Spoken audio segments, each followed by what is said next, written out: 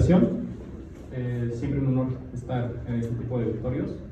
Y yo vengo de un mundo un poquito diferente al de ustedes. Yo no soy tanto de una cuestión clínica, yo me dedico un poquito más al ámbito deportivo y también con algunos pacientes que viven con sarcopenia, con obesidad tricopénica y cuestiones de ese estilo. Mis pacientes son un tanto diferentes la mayoría de las veces a lo que ustedes están acostumbrados. Mis pacientes, muchas veces, si la nutrióloga o el nutriólogo que esté viendo esto viera la cantidad de azúcares simples que comen en un día, se infartarían. Pero no les pasa nada, no suben de peso, se mantienen bien, porque hacen una gran cantidad de actividad y pues prácticamente todo lo que comen lo gastan, ¿no?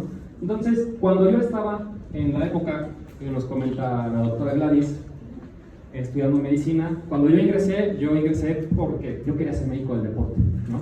Y entonces mi pensamiento era, ¿por qué no ponen a hacer ejercicio a todo el mundo y se acabó, ¿no? Todos los corredores que yo veía, yo no veía ninguno que tuviera obesidad, no veía ninguno que tuviera hipertensión, y eran observaciones pues directas en el campo, sin conocimiento de causa, y probablemente era lo que pensaban las personas en la antigüedad, ¿no? Si le pudieran dar la cantidad adecuada de ejercicio y de alimento a las personas, ni mucho ni poco, probablemente con eso tendríamos suficiente como para que llegáramos a un estado adecuado de salud, ¿no? Y bueno, todo esto cambió porque en la antigüedad los médicos pensábamos que pues, todo era ejercicio, pensábamos en humores, en miasmas, cosas así de ese estilo. Sin embargo, sucedió algo muy interesante, ¿no? En 1880, con el descubrimiento, ¿no?, de Louis Pasteur, se aisló por primera vez algún agente que causaba la enfermedad. Y entonces llegamos a saber qué era lo que sucedía específicamente y el foco cambió. Pasar de conocer la fortaleza y la virilidad de un cuerpo y hacerlo fuerte contra darle un medicamento. Entonces nos empezamos a enfocar en el bicho, en el virus, en el agente que provocaba la enfermedad, y ya fortalecer a alguien parecía empezar a ser algo aburrido, ¿no? Después existe algo que yo creo que es algo de las cuestiones muy afortunadas que sucedieron, el informe Flexner, que sucedió en 1910, y esto lo que hizo fue una persona, Alexander Flexner, llegó y evaluó los programas académicos de las universidades de Estados Unidos. Y en esa época había muchas terapias que pues, no servían de nada, y lo que exigió en este periodo fue que todo se basara en la biología molecular y farmacología. Pero se llevó entre las patas a el ejercicio, ¿sí? Porque se enseñaba el ejercicio en estas escuelas previamente. Después, con la llegada de la Segunda Guerra Mundial y la era de los antibióticos, se consolida el concepto de la bala mágica. Sí, este concepto establecido por una persona que se llama Paul Ehrlich, el precursor de lo que es ahora la quimioterapia.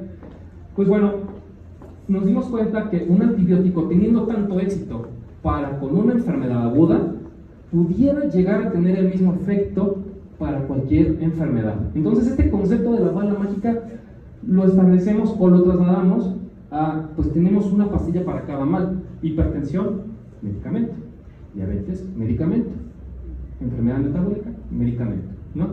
Y no está mal, es una fortuna que exista. Sin embargo, el foco pasó de fortalecernos a nosotros a un medicamento, ¿sí? Y tal cual, el ejercicio nunca dejó de funcionar, solamente perdió algo de protagonismo en esta época, ¿sí?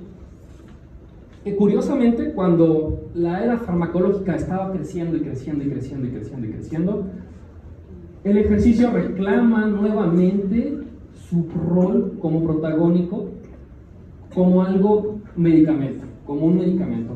Se publicaba por allí en 1952, 1953, un artículo que nos habla que las personas que cobran en los autobuses rojos de Inglaterra tienen menor riesgo de infartos a comparación de los choferes. Esto porque los cobradores tienen que subir y bajar escalones, moverse, y los choferes pasan más tiempo sentados durante todo el día, ¿sí? Y ahora sabemos que el ejercicio tiene ciertos efectos en todo nuestro organismo.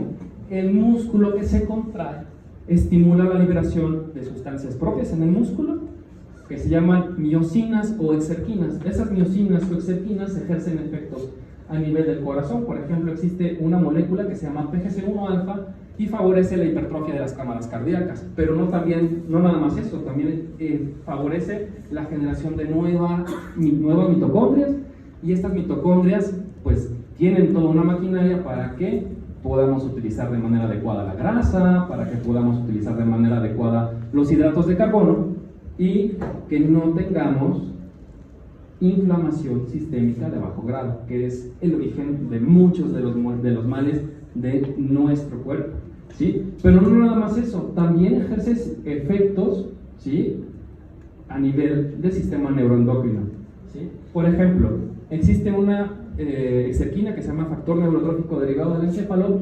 Se llama derivado del encéfalo porque se descubrió primero en el cerebro, pero se secreta también en el músculo, y esta lo que hace es estimular la neurogénesis, ¿sí? Favorece la neurogénesis a nivel hipocampal, pero también hay otras exerquinas que favorecen la integridad del endotelio a nivel del cerebro, ¿sí?, de los vasos sanguíneos del cerebro. Entonces hay una serie de efectos para aquellos que nos gusta aprender, para aquellos que nos gusta saber. Si queremos proteger la memoria, pues el ejercicio parece ser la mejor opción, ¿sí?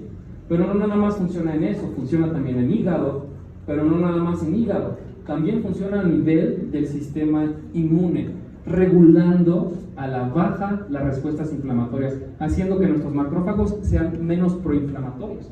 ¿Sí? Entonces cualquier respuesta inflamatoria va a ser más regulada, más fina, entonces menos daño. Y todo eso solamente a partir del músculo. Pero no nada más eso, también se favorece la secreción de sustancias producto del ejercicio. Hay sustancias que propiamente el hígado, por ejemplo la iricina, no secreta en caso de que no se haga ejercicio, ¿sí? Y es una cuestión que no lo sabíamos, ahora lo sabemos. Existe información, cada vez más información, de que el ejercicio puede funcionar como medicamento, pero no lo usamos. Es una cuestión interesante, ¿no? Tenemos aún el foco en el medicamento, ¿sí? Existe un estudio que es clásico en la medicina del deporte. Código STROBE, sala de choque, urgencias. Código STROBE, sala de choque, urgencias. Código STROBE, sala de choque, urgencias. Ya, éxito ahí. Bueno, existe un estudio que les comento, es clásico en la medicina del deporte. En este estudio lo que hicieron fue reclutar a más de 5,000 personas y someterlas a una prueba de esfuerzo. En una prueba de esfuerzo colocan a las personas en una caminadora, las hacen caminar y correr de manera gradual hasta que la persona ya no puede más, y lo que hicieron fue estratificar a estas personas en quintiles. Entre mayor capacidad física tuvieran, era pues el grupo que le tocara, ¿no? En el quintil 1, los que tenían menos capacidad física, y en el quintil 5, los que tenían mayor capacidad física. Les dieron un seguimiento longitudinal por 5 años, y el desenlace primario era ver cuál era la mortalidad de estas personas, ¿sí? Los cubitos, los rectángulos, las barras negras representan personas aparentemente sanas que no tienen enfermedad cardiovascular, y los blancos representan personas que tienen alguna enfermedad cardiovascular. A lo largo de ese seguimiento, lo que se encontraron fue que las personas que tenían mayor capacidad física, ¿sí?, expresada en unidades metabólicas de trabajo, tenían hasta 3.5 veces menor probabilidad de morir a comparación de las personas que tenían peor condición física. Incluso esta persona que no tenía enfermedad cardiovascular se moría más que la persona que sí tenía enfermedad cardiovascular cuando tenían una condición física pobre, ¿sí? Entonces la condición cardiorrespiratoria importa, y lo que se encontraron en este estudio fue que cada incremento en una unidad de trabajo metabólico representaba una disminución de hasta el 12% en la probabilidad de morir. Y una diapositiva que no incluí también nos menciona que la capacidad cardiorrespiratoria es el mayor predictor de mortalidad por cualquier causa, independientemente del factor de riesgo cardiovascular clásico que hayan tenido. Es decir, no importa si la persona tiene obesidad, no importa si la persona previamente era sedentaria, no importa si la persona previamente tenía tabaquismo, enfermedad renal crónica, enfermedad pulmonar obstructiva crónica. Siempre entre mejor condición cardiorrespiratoria tuvieran los individuos, más probabilidad de vivir. Pero el enfoque casi siempre fue en ejercicio cardio, es el que nos gustaba a nosotros los médicos para explicarle a las personas. Y el entrenamiento de fuerza lo pasábamos como un poquito para allá, era un poquito feo, por todo el estigma que tenía alrededor, ¿sí? El uso de esteroides en los gimnasios, cuestiones de ese estilo que nos hacían pensar, es que no puede ser sano que alguien vaya al gimnasio. Sin embargo, en este estudio lo que hicieron fue medir la probabilidad de muerte por cualquier causa y la muerte por causas cardiorrespiratorias, cardiovasculares, en pacientes que eran admitidos a una unidad de cuidados intensivos por un infarto, ¿sí? Lo que hicieron fue medirles la fuerza de contracción isométrica del cuádriceps, y lo que se encontraron fue que las personas que tenían mayor fuerza en cuádriceps en un largo plazo tenían menor probabilidad de morir a comparación de las personas que eran más débiles, ¿sí? ¿El cuádriceps? Ah, sí. Cuádriceps, sí. Un músculo, pues, que representa el más, de los más grandes ¿no? De hecho es el más grande del cuerpo, entonces hace bastante sentido, ¿no? Bien, entonces los percentiles en el cuartil 3 y 4, entre 60 y 62% menor riesgo de mortalidad por cualquier causa y también por causa cardiovascular, en contra del cuartil 1, ¿sí? De los más débiles. Entonces no es nada más ponernos o correr muy duro o tener muy buena condición cardiorrespiratoria. Aquel que le gusta levantar pesas, aquel que le gusta cargar pesado, también tiene una protección, ¿sí? Y es que el músculo nos da esa protección, a final de cuentas, ¿sí? Ahora, existe dentro de la práctica, cuando a mí me enseñaron diabetes, me dijeron, la guía te dice, medidas higiénico-dietéticas y si fallan, metformina. Ok, ¿qué sucede? De entrada les daba metformina porque decían, no van a hacer absolutamente nada estas personas, ¿no? Pero en este estudio lo que hicieron fue reclutaron a 32 individuos, los dividieron en grupos, ¿sí? En un grupo placebo no les daban nada, un grupo que les daba metformina, ¿sí? En otro grupo les daban ejercicio más placebo y en otro ejercicio más metformina, y lo que hicieron fue ver cuál era la sensibilidad a la insulina que tenían, y fue un estudio con una intervención de 12 semanas. Lo que se encontraron en un largo plazo, en ese estudio, fue que el ejercicio con placebo, es decir, ejercicio y nada más, tenía un incremento superior en la sensibilidad a la insulina a comparación del ejercicio con metformina y la metformina sola.